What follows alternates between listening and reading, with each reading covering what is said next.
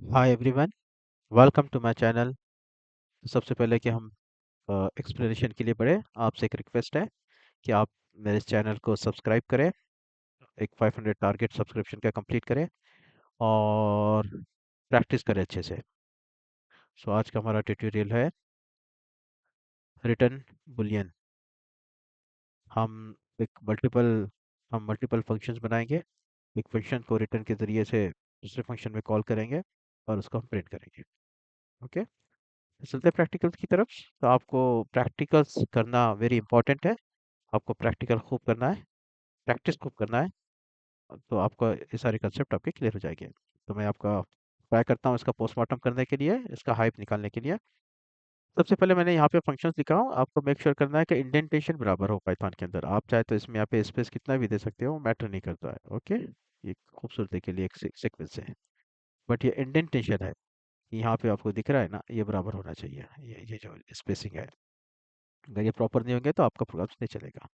Okay, आप जैसे type करोगे एक सेमीकोलन देने के बाद में, तो प्रॉपर ये इंडेंटेशन की तरफ जाएगा। अगर आपका यहाँ पे सेमीकोलन मिस हो गया है तो फिर वो गलत जगह पे आपका जा सकता है, कोलन देने के बाद में, सॉरी। तो हमने यहाँ पे एक फंक्शंस लिखा है, हमारा फंक्शंस है function that returns a Boolean. हमने यहाँ पे दो फंक्शंस कॉल किया है। सबसे पहले हम देखते हैं डेफ क्या है। डेफ ये डीईएफ डेफिनेशंस है, जो एक फंक्शंस बनाने से पहले दिया जाता है कि हम एक फंक्शंस बना रहे हो। ये पाइथन पाइथन का कीवर्ड्स है, इसको हम चेंज नहीं करते हैं। डेफिनेशन जब भी एक फंक्शंस लिखा जाता है उससे पहले हम डेफ लिखते हैं। फंक्शंस का नाम यहाँ पे हम कुछ भी दे सकते हैं, जो आपकी मर्जी है। आप अपना आइडेंटिकल नाम से, जिससे हमारा प्रोग्राम्स का पता चले। जैसे एग्जांपल, हम कैलकुलेटर्स बना रहे हो तो कैल्स हमने नाम दे दिया है। ओके, यहाँ पे मैंने एक सिटी का नाम लिया हूँ, फंक्शंस का नाम पुणे लिया, और ये इसको पैरेंथेसिस ब्रेसेस ओपन करके क्लोज किया और यहाँ पे कोलन दिया। कोलन देने के बाद मैंने इंटर किया। इंटर करने के बाद में यहाँ पे एक वेरिएबल बनाया ए नाम से। मेरे को एक ए के अंदर मेरे को वैल्यूज चाहिए। मैंने यहाँ पे उसका वैल्यू डिफाइन नहीं किया, मैं यूजर से उसका वैल्यूज ले रहा हूँ, क्योंकि मेरे को फाइंड आउट करना है। मेरे को बताना नहीं है कि मेरा ये नंबर्स है और उसका ये रिजल्ट है। को एक यूजर से एक इनपुट लेके उसका रिजल्ट बताना है।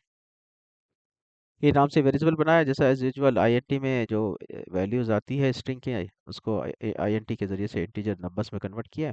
इनपुट के ज़रिए से स्क्रीन पे एक प्रिंट होगा, जो भी हम डबल कोट और पैरेंथेसिस ब्रेसेस में लिखते हैं, what is the A value. Okay, जो ए की वैल्यू क्या है हमने उसको यूज़र से यहाँ पे पूछा है। जैसे यूज़र्स यहाँ पे वैल्यूज़ हमारी देगा, तो हम एक कंडीशन यहाँ पे लिखते हैं, इफ़ अगर वैल्यू जो वैल्यूज़ हमारी ए की आई है, हमने यहाँ पे एक फंक्शन को कॉल किया इज़ अंडरस्कोर इवन, या इस फंक्शन का नाम आप चेंज कर सकते हो। चलो, पुणे के अंदर आप ले लो, कोई एक एरिया ले लो, हिंजेवाड़ी ले लो। चलो ठीक है, हिंज ले लेता हूँ। हाँ, हिंज। अब इसको भी मैं यहाँ पे चेंज कर दूंगा आगे। तो यहाँ पे मैं एक फंक्शन को कॉल कर रहा हूँ हिंज नाम से, और जो मेरा ए का वैल्यूज आया, एग्जाम्पल ए का वैल्यू आया मेरा 4। यूजर ने इसका इनपुट दिया 4। इस 4 क्या होगा, इस ए के एक मैंने हिंज फंक्शन को कॉल किया, तो और यहाँ पे पैरेंथेसिस ब्रेसेस के अंदर ए वेरिएबल्स लिखा हूँ, तो ए की वैल्यूज इस हिंज के अंदर सेव हो जाएगी, स्टोर हो जाएगी। अब मैं यहाँ पे कह रहा हूँ कि प्रिंट, अगर ए की वैल्यू अगर A1 है, तो ए की वैल्यू अगर ये ट्रू है, जो इसके अंदर आई है इवन नंबर, तो इवन प्रिंट कर, अगर नहीं है तो ऑड प्रिंट करना चाहिए। तो फंक्शंस के अंदर मैं और एक फंक्शन बना रहा हूँ डेफिनेशन, जैसे मैंने हिंज यहाँ पे कॉल किया, तो उसी इस फंक्शन को अब यहाँ पे हम फंक्शन यहाँ पे बनाएंगे। ओके, तो चलिए पहले यहाँ पे बनेगा। मेरे को ऑलरेडी इस सारे प्लांट है, इसलिए यहाँ पे आप चाहे तो उसको पहले ले सकते हो, उसको बाद में ले सकते हो। तो हिंज ये फंक्शंस मैंने ये यहाँ पे जो बनाया था, ए की वैल्यू मैंने यहाँ से फंक्शन को स्टार्ट किया, और ये बनाया हो, यहाँ पे ए में एक वैल्यूज ले लिया, उसका इंटीजर में कन्वर्ट किया, और इस ए की वैल्यू को मैंने इस हिंज के अंदर, हिंजेवाड़ी इसका शॉर्ट फॉर्म, इसके अंदर मैंने इसको सेव किया।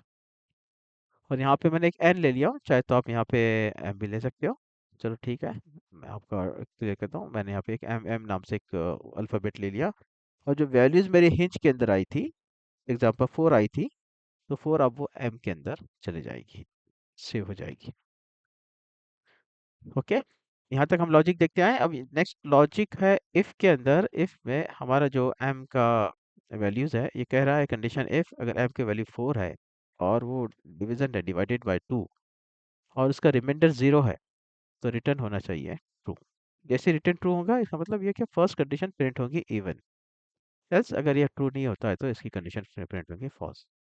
यहाँ से हमने डेफिनेशंस फंक्शंस सारा फंक्शंस हमने डेफिनेशंस यहाँ पे लिखा है। और उसको हमको कॉल करने के लिए हम यहाँ पे जो हमने फंक्शंस बनाया फंक्शंस लिखकर उसको हम पैरेंथेसिस से ब्रेसेस से उसको हम कॉल करते हैं।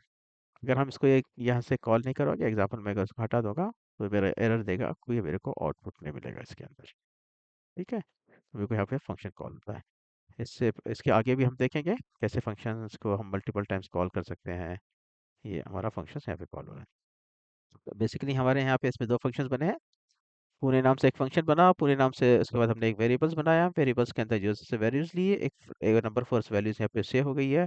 उस वैल्यूज को हम दूसरे फंक्शन के अंदर यहाँ पे सेव करे हैं। उस वैल्यूज को फिर एम के अंदर यहाँ पे कन्वर्ट जाई गई है।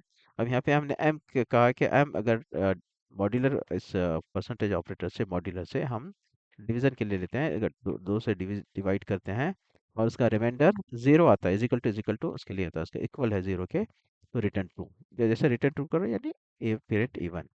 एल्स हमारा अगर ये ब्लॉक फॉल्स हुआ है तो नेक्स्ट ब्लॉक के, अगर ये ब्लॉक हमारा सक्सेस नहीं हुआ, मैट नहीं हुआ, सक्सेस एग्जीक्यूट नहीं हुआ, तो हमारा नेक्स्ट ब्लॉक एग्जीक्यूट होगा जैसे रिटर्न फॉल्स।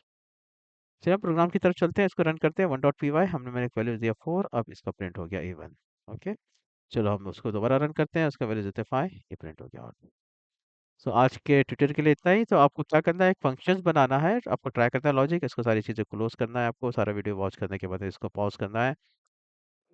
और डेफिनेशन से यहाँ से आपका ये नाम, तूने नाम चेंज करना है, वेरिएबल का नाम चेंज करना है, अंदर की कमेंट चेंज करना है, हिंज नहीं बल्कि आपको कुछ और अपने इलाके अपने एरिया के नंबर से एक अपने सिटी के पास से और अपने एरिया के हिसाब से आपको एक फंक्शंस बनाना है। इस फंक्शंस को आप यहाँ पे कॉल कर रहे हो, ये फंक्शंस है, ए की वैल्यू इस फंक्शंस में चले गई और इस फंक्शंस की वैल्यू एम में चले गई। यहाँ पे ये फ्लो चार्ट है, आपको दिख रहा है कि फ्लो कैसे है। हमने स्टार्टिंग में देखा था कि हमने सिर्फ एक वेरिएबल बनाया था और उसको इफ करके उसको टू मॉड्यूलर हमने दिया था, modular two is equal to zero colon.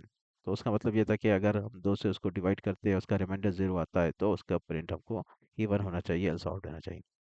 Same हम एक कॉम्प्लिकेटेड कॉम्प्लेक्स की तरफ जा रहे हैं, प्रोग्रामिंग में एडवांस की तरफ बढ़ रहे हैं। तो अगर अगर आपको इतने जल्दी से कंसेप्ट समझ में नहीं आया तो आप इसको प्रैक्टिस कीजिए, रखते हैं आप इसको टाइप की दीजिए, नंबर मल्टीपल अलग अलग नंबर्स आप यहाँ पे दे दीजिए, तो आपको है ना आपका मेमोरी के अंदर फिट हो जाएगा और आपको ये आहिस्ता आहिस्ता चीज़ें समझ में आनी पड़ेगी। क्योंकि मैं अभी अभी डायरेक्ट आपको मल्टीपल फंक्शंस ले चुका हूँ। ये एक फंक्शंस मैंने बनाया, फिर उसमें और एक फंक्शंस बनाया, फिर रिटर्न वैल्यूज़ के ज़रिए से यहाँ पे हमने क्या किया, फिर m से हमने m की वैल्यूज़ है उसको डिवाइडेड बाय 2 किया, मॉड्यूलर 2 किया, उसका रिमाइंडर अगर 0 आ रहा है तो रिटर्न ट्रू।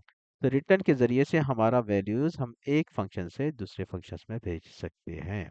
तो रिटर्न इसके लिए यूज़ हुआ है यहाँ पर। ये वैल्यूज़ हमारी रिटर्न की वैल्यू ये हमारे पूरे फंक्शन में भेजे हैं। हिंज फंक्शन की वैल्यूज़ वैल्यूज़ हमारी इसमें आई है और इसकी वैल्यूज़ हमने रिटर्न की वैल्यूज़ किधर भेजी है, पुणे फंक्शंस के अंदर भेजी है। और यहाँ पे हमने फंक्शंस को कॉल किया है। ओके, सो आज के लिए इतना ही। I hope you enjoyed the tutorial. If you enjoyed it, just like, subscribe and share it across. Thank you.